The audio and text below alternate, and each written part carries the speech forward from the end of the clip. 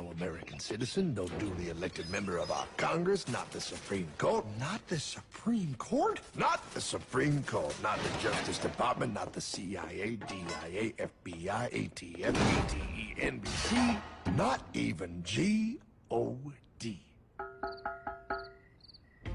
How come the government isn't allowed inside its own building? Government?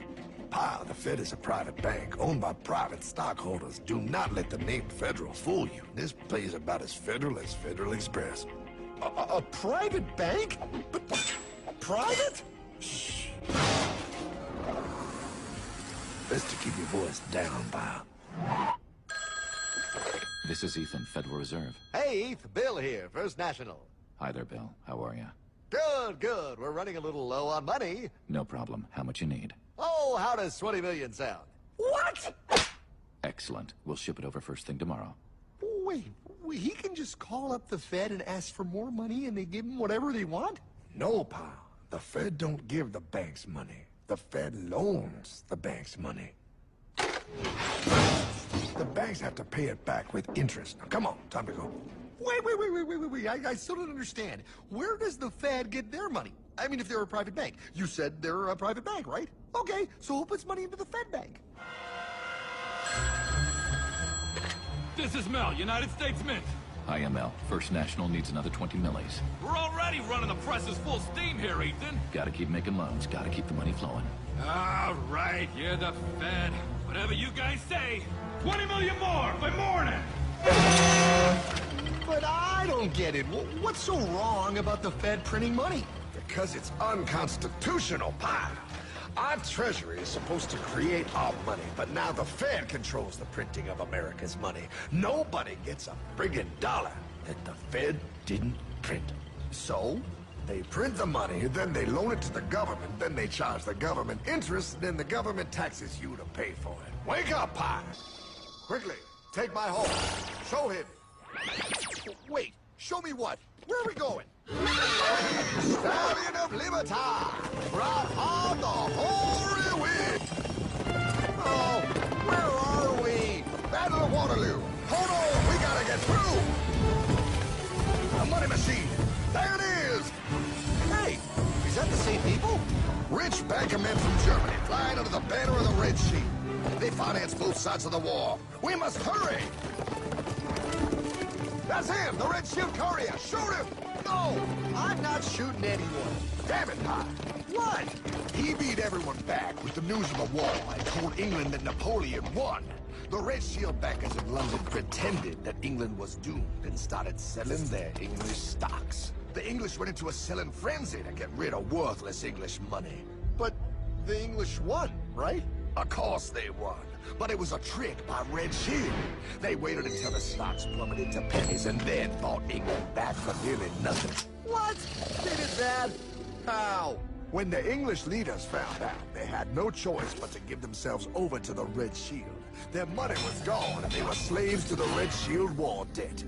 Since that time, the English have been paying their national taxes directly to the Red Shield private bankers. The people have no idea. But the bankers bragged about what they did to us, laughing at us all the way to the bank. Why, it's the best business I've ever done. If I can control a nation's wealth, I cannot who makes its laws. Oh, is this what Jefferson wanted to show me? No, look. They're in America, too? The Red Shield banks are here, Pop. Seeking a way to conquer our American dream. The dream you have, Pop. The dream of free men. They tried to take over our country many times and failed because Jefferson and the Patriots vowed to stop the evil tyrants at all costs. By authority of eternal God, he would not let the bankers win here. To preserve our independence, we must not let our rulers load us with perpetual debt. We must make our choice between economy and liberty or profusion and servitude. Wow. I place economy among the first and most important of Republican virtues, and public debt is the greatest of the dangers to be feared.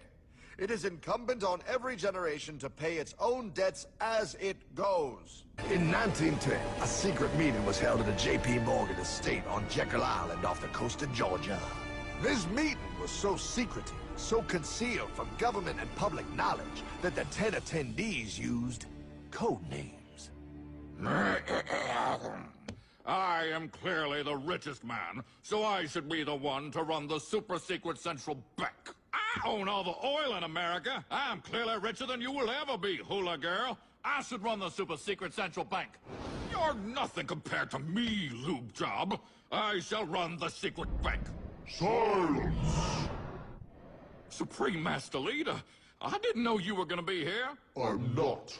Neither are you, dumbass. Oh, yeah, right. He's so smart. None of you shall run the bank. We have failed in the past because of openness. This time, the key to success is secrecy. The people must believe that they run the bank. Yes, brilliant!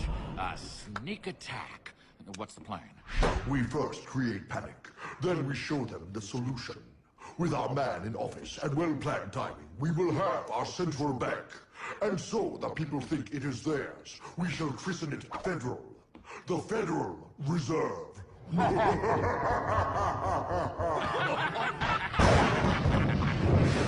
They struck on December 23rd, 1913. When most of our Congress were at home eating fruitcake, these bastards, I mean bankers, presented their treasonous act to their newly elected accomplice, Woodrow Wilson, who had fortuitously already agreed to sign it before he was even elected. Wait, the IRS? I thought we always had the IRS. No, pal.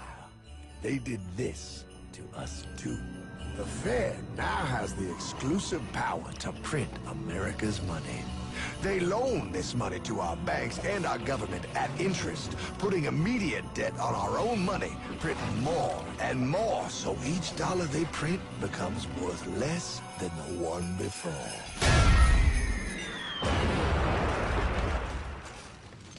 Merry Christmas.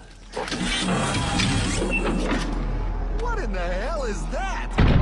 That pile is how our government now must pay back these debts to the Fed. Your taxes do not go to your government. They don't? It's the greatest theft in human